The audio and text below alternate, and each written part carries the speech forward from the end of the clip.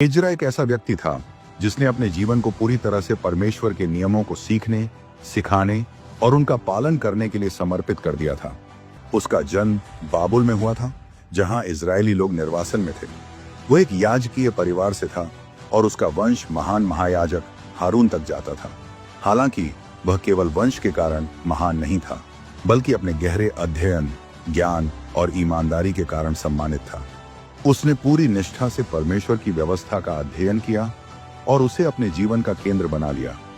उसने केवल पुस्तकों में लिखे नियमों को ही नहीं जाना, बल्कि उन्हें अपने जीवन में अपनाया और दूसरों को भी उसी के अनुसार जीने के लिए प्रेरित किया। उस समय बाबुल पर फारसी राजा अर्तक्षत्र का शासन था। इस्राएली अभी भी निर्वासित जीवन व्यतीत कर रहे थे, लेकिन परमेश्वर की कृपा से फारसी राजाओं ने उन्हें अपने देश लौटने की अनुमति दी थी। पहले जत्थे का नेतृत्व जरुब्बाबेल ने किया और उन्होंने मंदिर का पुनर्निर्माण किया। लेकिन केवल एक भवन का पुनर्निर्माण पर्याप्त नहीं था, लोगों के हृदयों को भी पुनः निर्मित करने की आवश्यकता थी। यही कार्य एजरा को करना था। एजरा ने अर्तक्षत्र राजा से अनुमति मांगी कि वह इस्राएल लौटकर लोगों को परमेश्वर की व्यवस्था सिखा सके। राजा ने न केवल उसे अनुमति दी, बल्कि उसे बहुत सारा धन, भेंट और उपहार भी दिए, ताकि वह यरूशलेम जाकर मंदिर की सेवा को पुनर्स्थापित कर सके। इसके अलावा राजा ने यह भी घोषणा की कि एजरा को किसी प्रकार का कर नहीं देना होगा और उसे अपने कार्यों को करने की पूरी स्वतंत्रता होगी। यह सब परमेश्वर की योजना का हिस्सा था और एजरा इसे भलीभांति समझता था। जब एजरा अपने साथियों के साथ यरूशलेम के लिए निकला तो यात्रा आसान नहीं थी। रास्ते में लुटेरे थे, खतरे थे और यह यात्रा कई महीनों की थी। लेकिन एजरा ने राजा से कोई सैनिक नहीं मांगे, क्योंकि उसने पहले ही राजा से कहा था कि उसका परमेश्वर उसकी रक्षा करेगा। उसने उपवास रखा, प्रार्थना की और पूरी श्रद्धा के साथ आगे बढ़ता रहा। परमेश्वर ने उसकी रक्षा की और वे सभी सुरक्षित यरूशलेम पहुंच गए। यरूशलेम पहुंचने पर एजरा ने जो देखा, उससे उसका हृदय दुखी हो गया। लोग फिर से पापों में लिप्त हो गए थे। उन्होंने अन्य जातियों से विवाह कर लिए थे और परमेश्वर की व्यवस्था को भुला दिया था।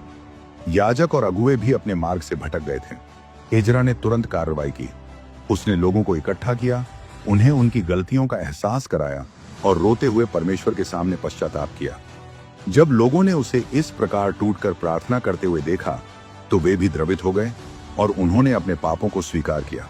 उन्होंने प्रतिज्ञा की कि वे अब से परमेश्वर की आज्ञाओं का पालन करेंगे और शुद्ध जीवन व्यतीत करेंगे। एजरा ने केवल उपदेश नहीं दिए, बल्कि उसने लोगों को व्यवस्था का सही अर्थ समझाया।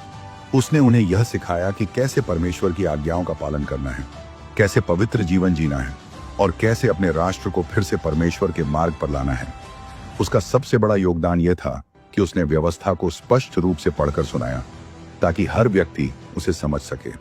यह वही व्यवस्था थी जो मूसा के समय दी गई थी, लेकिन समय के साथ लोग उसे भूल गए थे। एजरा ने उसे पुनः जीवंत किया और लोगों के हृदयों में परमेश्वर के प्रति प्रेम और भय को पुनर्स्थापित किया। एजरा की कहानी हमें यह सिखाती है कि ज्ञान का वास्तविक उद्देश्य केवल सीखना नहीं, बल्कि उसे अपने जीवन में लागू करना और दूसरों को सिखाना है। उसने हमें यह भी सिखाया कि यदि हम सच्चे मन से परमेश्वर की ओर लौटें, तो वह हमें फिर से स्थापित कर सकता है, चाहे हम कितने भी नीचे गिर चुके हों। उसका जीवन यह प्रमाण था कि यदि हम परमेश्वर के प्रति समर्पित हों, तो वह हमें महान कार्यों के लिए उपयोग कर सकता है।